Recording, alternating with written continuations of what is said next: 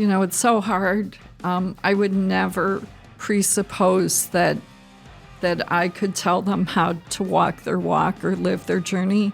I think every cancer journey is different. Mm-hmm. Joy is important, and there's times in life, especially when there's grief, that joy is really hard to be able to get to. And some days it's not there, and that's okay. And that's got to be a part of that process for you, is that grace for yourself. When I stay aligned with my purpose, it makes every part easier. When I am not aligned with my purpose, it makes everything harder.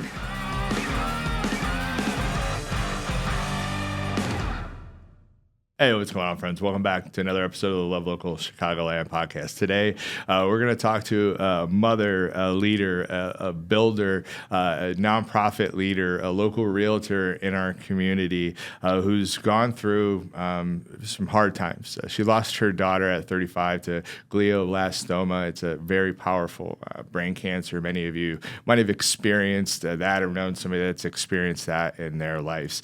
But she took her daughter's passing, and she's taking Kendall's spirit and being able to build a nonprofit that will help families that are going through that type of thing, which is not easy. Many of us have gone through some type of terminal illness within our family, and let's just be real. It could be really heavy, and it could suck. So that's why it's important to be able to come together in community, and that's just what she did with Kendall Nicole Icke Foundation. My friends, I'm really excited to introduce you to Cindy, to be able to get her story out there. Welcome to the show, Cindy. Thank you, Jason. Yeah. I'm so grateful to be here. Grateful for everything you do and to be able to share Kendall's story with you today. Stories matter, and you see that, and we think that, and that's kind of why we're building this. And Absolutely. We think we're better in community. And there's a lot of people that have gone through, glioblastoma or have experienced it some way in their life, and that 6 degrees of separation, because it's a popular is not the right word, but it's a cancer that you see that comes up, and when it comes up, it's pretty aggressive. Your story is one of resilience, one of overcoming, one of this. You're taking ownership of this legacy of your daughters to be able to build something, to be able to help other families that have gone through that, and getting to know about your daughter and about her story and how she led her life all the way to the end is just like, man, we need more people to hear stories like this, because I think even in dark times you could get hope. And when I've talked to you throughout this conversation, there's hope in it, and doesn't mean it's easy, but there's this hope, and you've just done some pretty amazing things to be able to connect people in community that are going through that disease. I want to ask questions to you. I want to kind of set the tone. I want to know why. I want to let people know why they should listen from your heart. So first question I'm going to ask you is, what's on your heart right now? Oh, so much. Every minute, so much. Gratitude. I'm grateful to be able to tell Kendall's story. I was so grateful to be her mom. And really her story is the inspiring story, right? We're picking up the pieces. We're trying to do what we can for others who are going through this too. But I hope that people glean from this story what we think is the inspiring way that Kendall handled great adversity in her life, right? And I think we all face adversity. We're facing ours now. And yet I think how we respond, and just knowing that, likely all of us have the capacity to dig deep and find joy even on our most difficult days. Yeah, it's really insightful and beautiful, I think, to be able to come from that way. What's one thing that you want people to feel from this conversation? Oh. Well, I think compassion is a universal feeling, but I want them to feel empowered that they can make a difference in the lives of those around them or in the lives of other people. We touched in our open that this journey is not just a physical one. It's physical, it's emotional, it's financial. And so our goal is to harness the goodness that's out there and to reach people that may have an opportunity to give from their heart in a way that empowers us to help other families. Yeah. You're really building something special. I mentioned it up front. Like, to me, it's seeing you build it and the light that comes into your eyes when you talk about Kendall and how she went about her life all the way to the end. Is there's this light and then there's this fire that is inside of you that you see. That's like there's this drive to be able to really build something special to be able to help families. And it's I couldn't imagine what it's like to lose a daughter, but to be able to redirect your grief and the things that you're going through, with you and your family, to channel it towards good is something many of us, more of us should take into account and take our struggles and put that type of energy to it. It's a positive energy. We have a choice, right? We could go into a hole. we could not be in a good spot, or we could wipe off our tears and roll up our sleeves and go help people that are going through it too. Like, it's pretty beautiful. So I'm glad we're going to have this conversation, and we'll continue to dive in to more of your part of the story. But I want to get to know Kendall a little bit, and I think our audience does too. So describe Kendall for us. So Kendall was one of 4 children, and she has 3 brothers, and she was kind, and she was funny, and she was tough and like determined. Her mom? Yeah. No, she was so much tougher than her mom. She really was. That's awesome. I've written before that her brothers grew up to be an Ironman, a Marine, and a college football player. And yet, if you had asked any one of them at any point in their lives who was the toughest among them, they would have said Kendall. But truly, her strength, she was also just an incredibly compassionate person, and just such an easy person to be with. I'm not even sure how much she loved being on the center of the table here. She was not a center of attention kind of girl. Yeah, right? I'm probably getting a little eye roll, or may get a little eye roll here. But, she was just a really easy person to be with. She was always the comfort in the room. Right? Yeah. When everything in a family of 6, it was busy, it was crazy, it was whatever. And yet Kendall would be just kind of the calm, right? And she remained that. Yeah. She was an athlete. She was very competitive.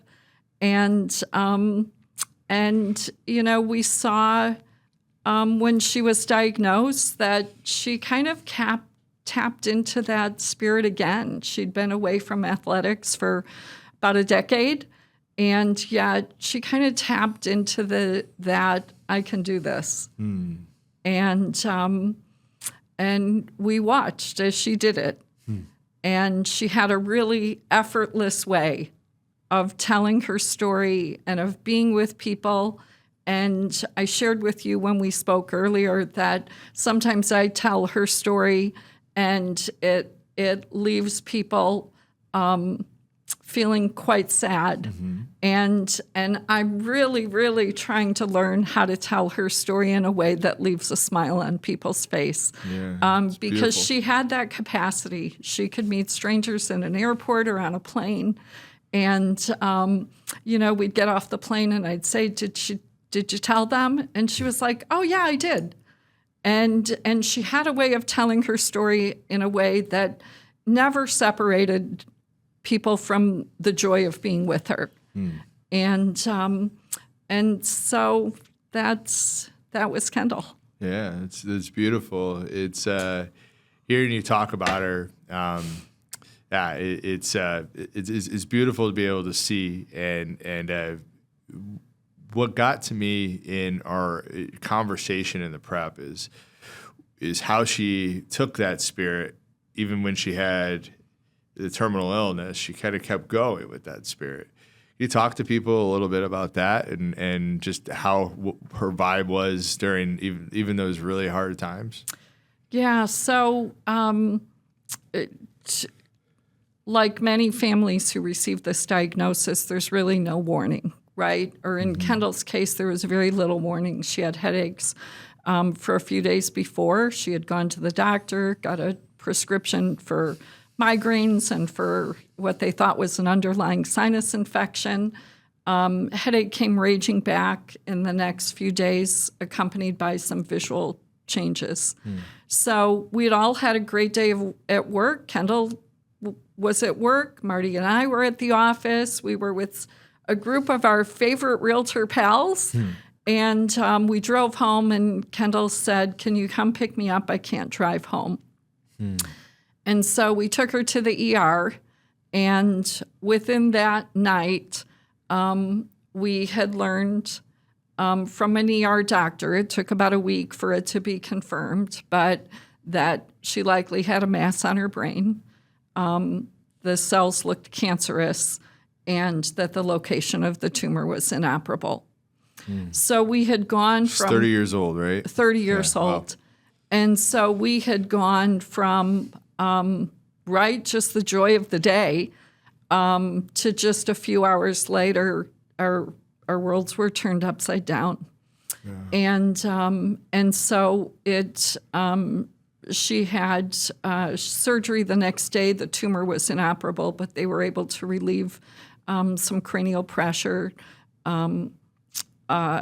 So she had what was called a third ventriculostomy, and they did a biopsy.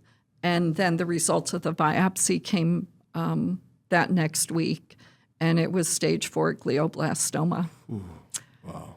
So we actually went up to Mayo. We had 2 other people that we saw, but while we were up at Mayo, and she was getting an opinion, and she had time between labs, and she had an MRI and then was going to see a doctor. And she said, "I wonder how many states I've been to."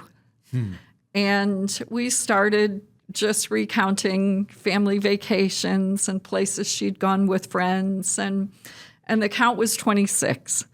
And she looked at us and said, "I think I'd like to see all 50 states."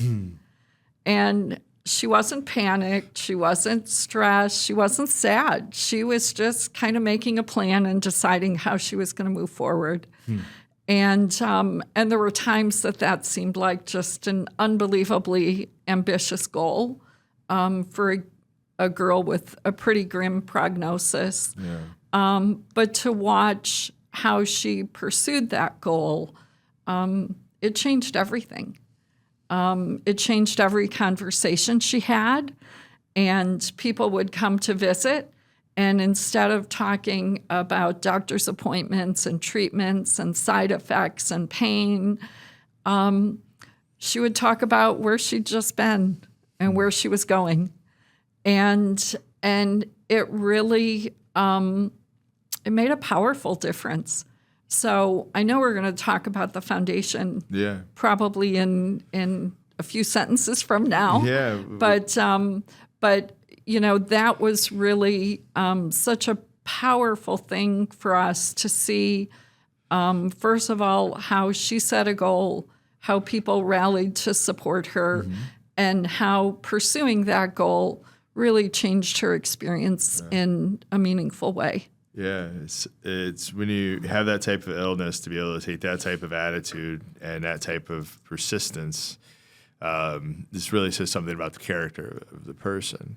As you look back and as you reflect here, even up to today, like what did she teach you in those final years? Oh my gosh. So many things. I've actually written a book about all the things she taught me during those years. But you can start talking. We can talk about the book later if you want to mention it now. You can. We can move around. I think just some of the things that she taught were the simplest things in life. Be yourself. Right. About 16 days into treatment, her hair started falling out. So she did what almost all cancer patients do. You stay one step ahead of cancer and shave your head. Yeah. And she had long blonde hair, and I learned I was far more attached to that long blonde hair than she was. And she had her brothers help her, and they shaved her head, and she came out just beaming ear to ear. Mm-hmm. And we had purchased wigs, spent a lot of money in anticipation of that moment or that day, and never once did she wear them. And she was just so comfortable with who she was. And I thought, gosh, how many times, including today, do I go, oh, I'm having kind of a bad hair day, right? Like I wish it was a little bit different. And so I think just that confidence to be here yourself, be who you are, right? No matter what your circumstance. Yeah, it's great, great insights for sure. You didn't choose this path, but it chose you, and you took it, and you're building something pretty awesome that we'll continue to get into. But this process, you're balancing so much, not only building, but there's this grief here for you too. And what has helped you through it as you continue to manage that? Because that's a lifelong grief that you'll always carry. Yeah. So every day is different, right? Some days we do a really good job. I used to say about Kendall, she was just so strong, right? And we were stronger when we were with her. And she seemed to have a way of just kind of flinging cancer on her back and going on about her life, right? And I don't find it as easy to do that with grief, right? Yeah. So we want to be Kendall strong. I am not Kendall strong. Something I've learned is I really have always believed that we can do anything, but I've been introduced to the fact that I can't do everything. Sure. And so compartmentalizing my life in a way that all things work together for good has been part of the journey, right? And so being a mom to 3 sons and 2 beautiful daughter-in-laws, and being a grandmother to 3, and managing a real estate office, selling real estate, leading a foundation. There are tugs that, can pull us in all different directions. And what I have learned is that when I stay aligned with my purpose, it makes every part easier. When I am not aligned with my purpose, it makes everything harder. Yeah, it's like you're running into walls when you're not going after your purpose, right? Yeah. It's so true. Yeah, I could relate with that in my own way. What would you say to other parents walking through this unimaginable type of loss?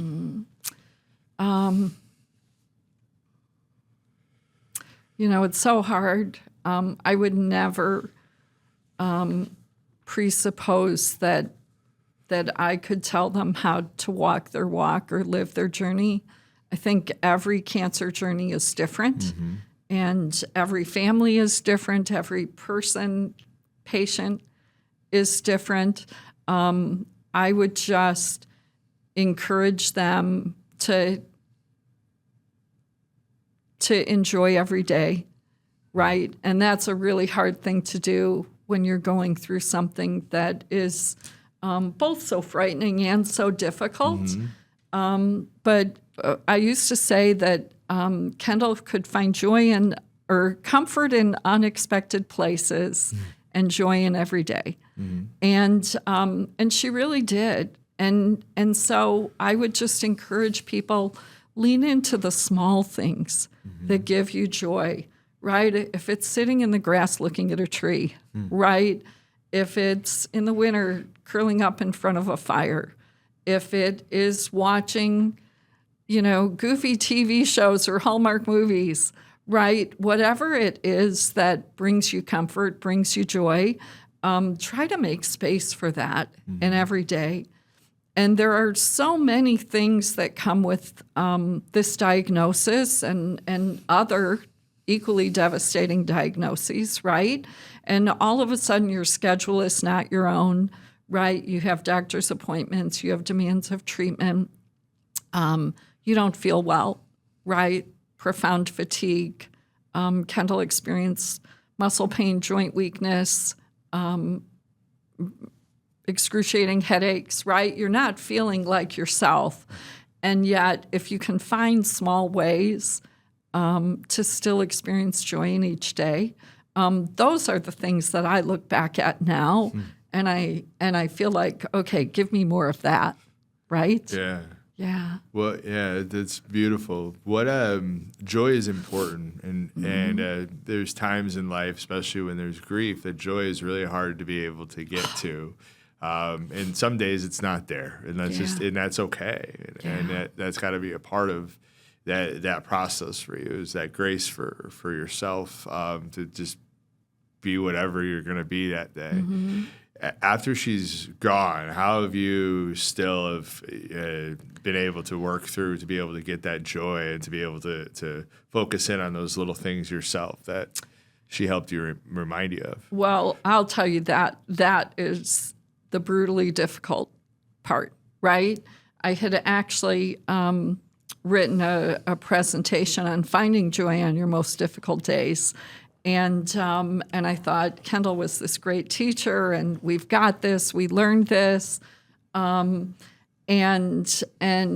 I experienced grief so profound that I thought I can never deliver this, right? I couldn't authentically tell people how to find joy on their most difficult days when I couldn't do that myself, right?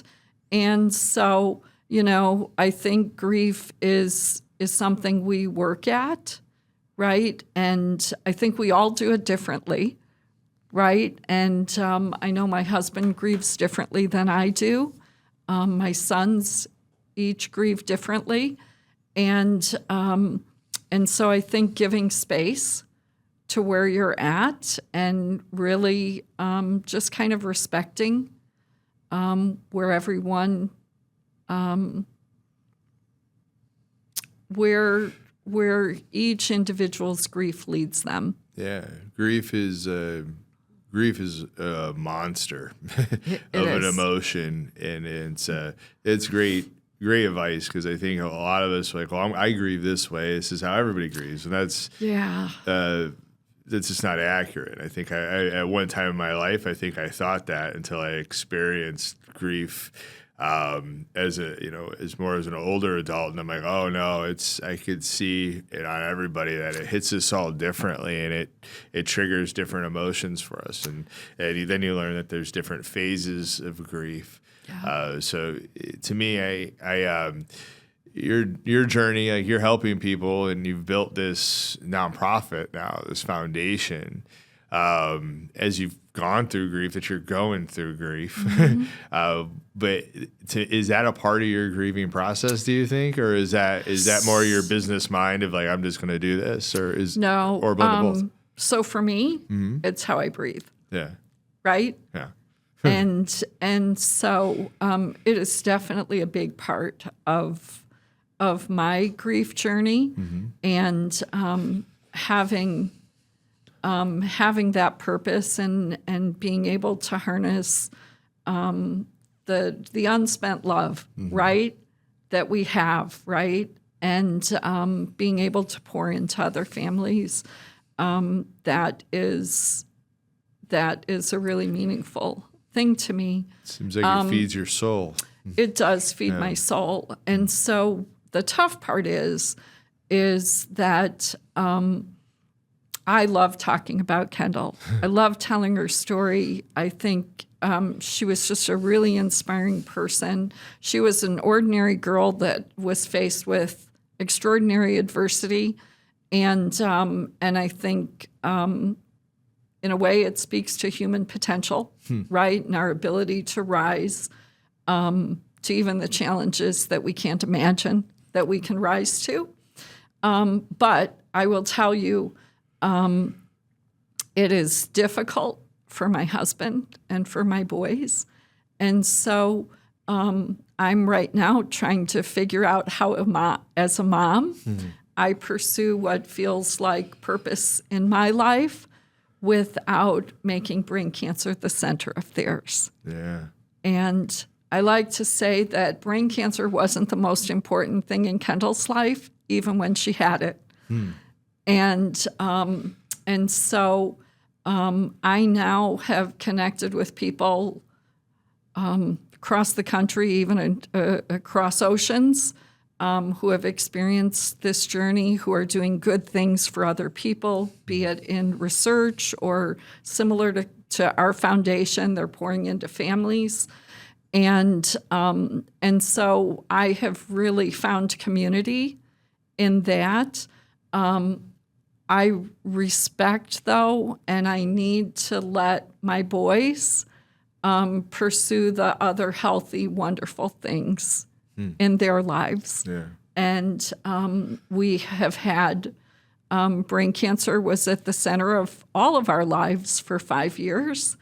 And I've probably worked to keep it at the center of our life for the last 3 or 4. And you know, I think, and I hope they're not hearing this for the first time, that it's okay, right? It's okay to fly and pursue lovely things in their lives. She would want that, right? She would absolutely want that. Yeah. Absolutely. Yeah. Yeah, beautiful. Let's talk about the foundation. Why did you build it? I think we got a little bit of it, but you could go again into it. And what is its mission? So our mission is to empower brain cancer patients and those who surround them. So that can be their families. It can even include their medical team. We have made donations to research, right? We know that there's no greater encouragement to a brain cancer patient than the hope for a cure, right? So even our little bit that we contribute, we want to be a part of the good that's going on in research today. But we know that a brain cancer journey can be a little bit, not a little bit, can be isolating. Right? Kendall was diagnosed when she was 30. Some of the best bits of life can happen at that age, right? Falling in love, getting married, having children, starting a home. And so we saw how Kendall having a goal and being able to put one foot in front of the other made such a difference in her cancer journey. And that's what we want to help our brain cancer families do. So in most cases, we like to provide them with 2 gifts. And the first gift, I'm gonna describe these informally because that's how I think of them. The first one is catch your breath.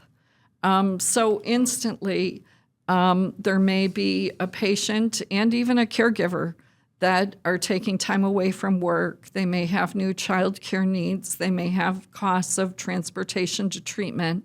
They may be pursuing clinical trials out of state. And so there are, and copays,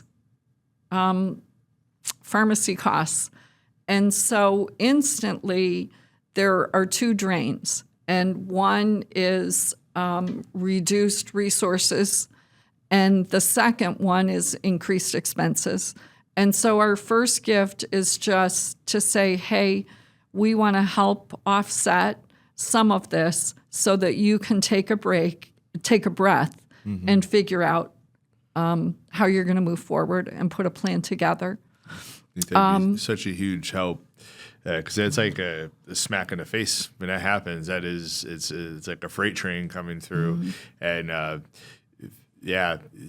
financial stress is real stress. It's real stress. To say the it least. Is. So, it is. Yeah.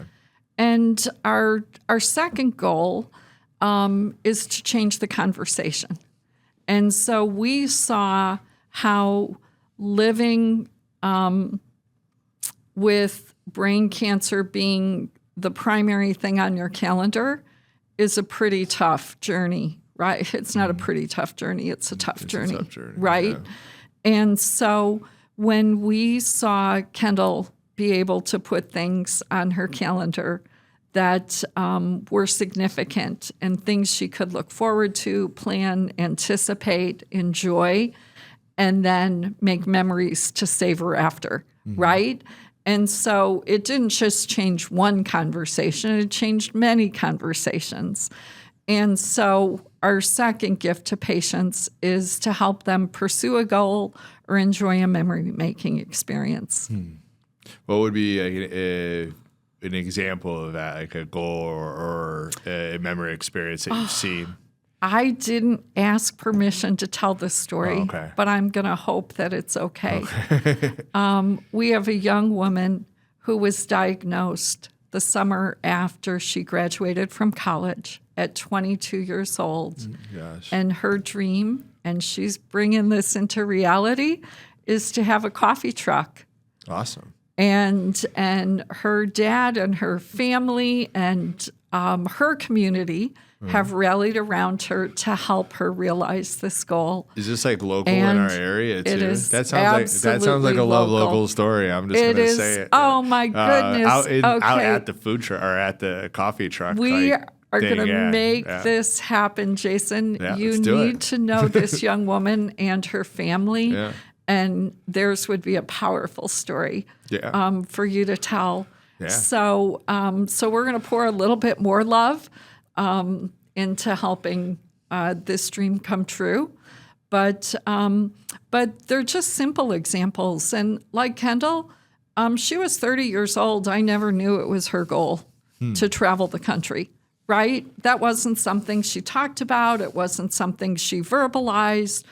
Travel had always been an important part of her life, but there was a certain clarity that came with the diagnosis that that was what she wanted to do.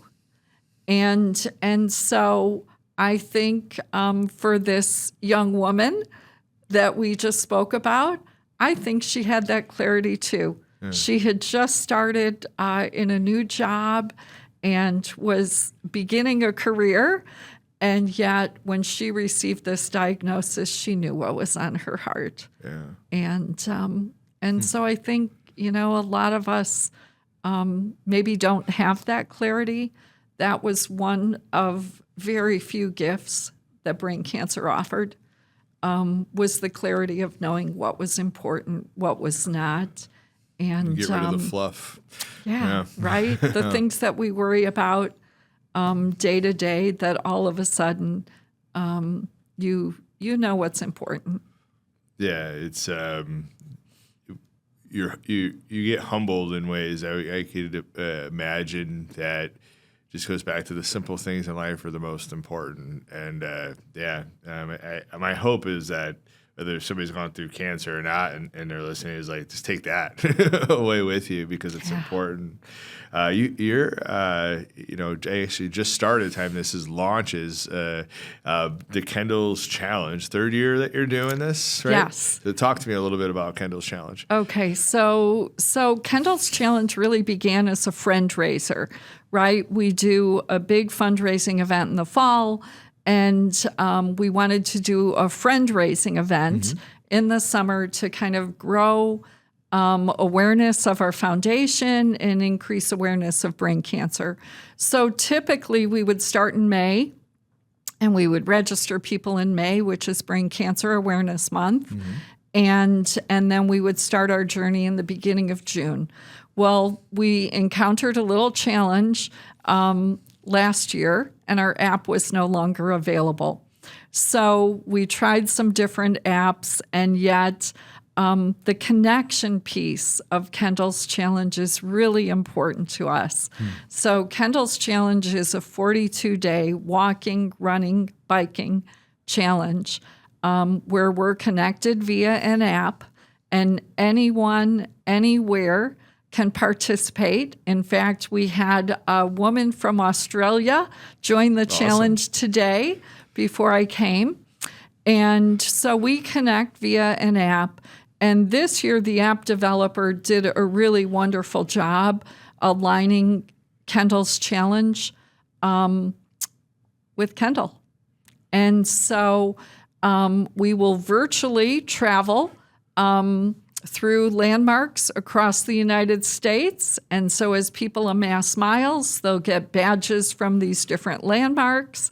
And if you're traveling during Kendall's Challenge, you can claim a flag of your home state, and you can claim a flag of any state or country that you visit. Awesome. And so it's really just encouraging us, get out there, see the world, connect with someone you love.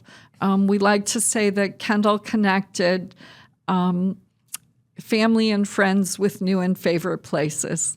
And so, it's just a way. And I'll be honest with you, last year, I'm not even sure Marty and I left the zip code. No. Right?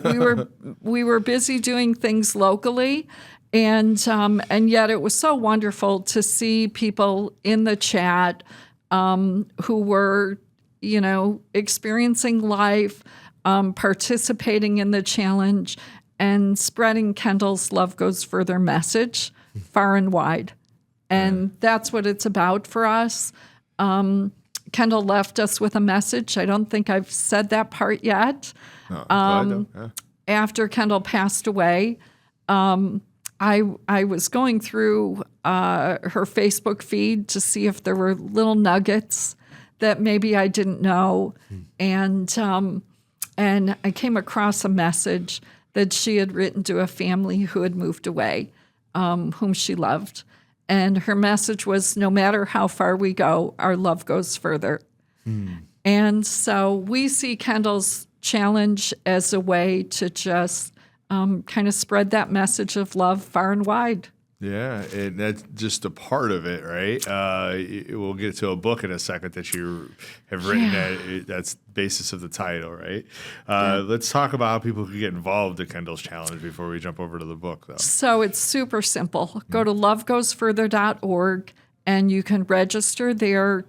Quick profile setup. If you have a device that you use that tracks your miles, it will sync with our app, and it's pretty effortless for you to do it. You can share photos, not share photos, whatever you like, but we love when people engage with each other, offer encouragement, support, even friendly challenges, right? To help people pursue their goal. Competition is good. Competition is good. And you know what? When we're aligned with good people, they help us pursue our goals and move farther than we might otherwise. Yeah. Awesome. Well, thanks for sharing that. So Love Goes Further, the book, it's coming soon. Talk to us about that. It is. Yeah. So I started writing shortly after Kendall was diagnosed. And we had a mantra that we lived with once Kendall's diagnosis was confirmed, and it was make every day a great day, right? We didn't know how many days there would be, but we were going to make every one of them count. And I like to say Marty and I needed the mantra. Kendall didn't. She was already making days great days, right? But it was another one of those bits of clarity that, hey, we need to be intentional about life and about how we're living. And so we did. We lived in a very intentional way. We were very honest. We were very open. Kendall was very transparent about her diagnosis. But it was really in my writing that I exposed my fears, my sadness, kind of a lot of the realities of the journey. And it was the place that I kind of stayed sane, right? And I would pour myself out onto the page, and then I could go about and live in a really intentional, purposeful, positive way. And so for anybody who doesn't journal, I highly recommend it, right? And so, and I think we can journal our sorrows, and I think we can journal our gratitude, and I think both are probably very good things for us to do, right? Yeah. You learn a lot. You learn a lot, yeah. Right? And so that's where the writing started, and I never ever imagined that it would be a book. And as we watched Kendall and how she progressed in her journey, I started writing down little encounters that she had, or little comments she would make, or conversations that she and I would have. And they were really inspiring, and they were really meaningful. And at about the 3-year mark, I thought, you know what, like, this story maybe needs to be told. Yeah, people right? need to hear that. It's you sharing your story and being real and putting it out there in it, just by being vulnerable about the truth of how that feels is healing and helping others. It's a part of that ride, and and everybody's journey is different. It's not like the magic pill, but it's a part of people's rides to healing because it's hard. I hope so. And I'll tell you, I share in a really vulnerable way. In fact, for people who have known me for 30, 40 years, there might be some surprises, yeah. Right? And yet they'll have to buy the book to figure that out. They will have to buy the book, yeah. But I just tried to write in a really, really honest way that was true to my experience, that was true to the way Kendall lived her life. During the years of Kendall's journey, I read voraciously. I didn't sleep a lot. I was researching glioblastoma in the middle of the night, looking for every treatment that was available all over the world. We had an incredible relationship with Kendall's doctor and her team, and we never lacked confidence in them for a second. But I always believed that if she lived long enough, there would be something available, yeah. Right? And I think and I hope that things will be available. But I also read about resilience. I read about faith. I read about cancer. I read about people who had lost their child. I read so many different subjects. And while there was never one book that I could point to that said, yep, that's just like our story, or that's just what I'm feeling, there were these little golden nuggets in these books. Mm-hmm. And there were things that I would tuck away and that either helped me in that moment, or I knew that that was something I could retrieve when I needed it. Mm-hmm. And so I guess that's what I hope, right? There are, I hope that maybe in my vulnerability, they might see that if they're feeling vulnerable too, that maybe that's a pretty human thing to feel in that circumstance.